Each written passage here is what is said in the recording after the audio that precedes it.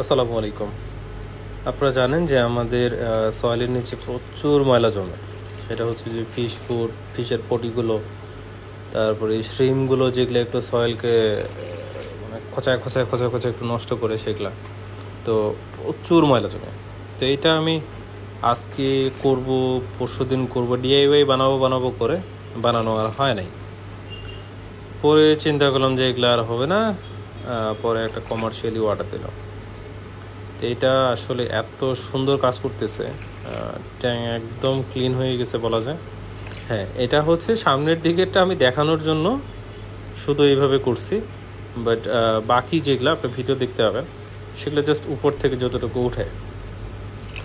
এই সপ্তাহে হয়তো বা একবার বা 10-15 দিনে একবার অন্তত করব। তাহলে দেখা গেলো যে আপনার অন্তত যদি মাসে 10%ও ওঠে, তা দেখা গেলো 2 মাস পরে আপনার 20% উঠে দেবে। আর 20% ওঠা মানে বিশাল একটা ব্যাপার, বা তার থেকেও বেশি উঠবে। এখন খোঁচায় খোঁচায় তো আসলে নিচ থেকে উঠানো সম্ভব না, তো উপর থেকে যা উঠে সেভাবে উঠানোর চেষ্টা করতেছে। দেখতেই পারতেছেন কি পরিমাণ আসলে ময়লা উঠতেছে।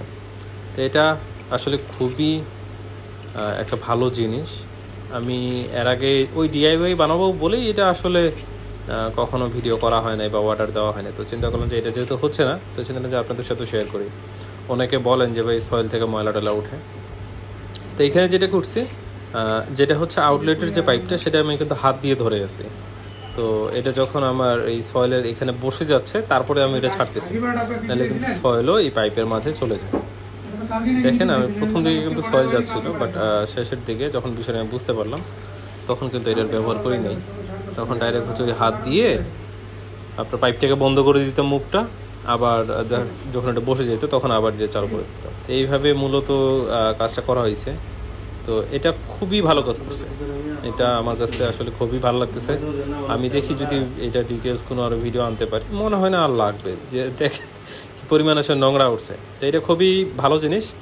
আপনাদের যদি লাগে অর্ডার করতে পারেন, আমাদের পেজে অ্যাভেলেবেল আছে। অন্যান্য কোনো শপে পাইলে ওখান থেকেও নিতে পারেন।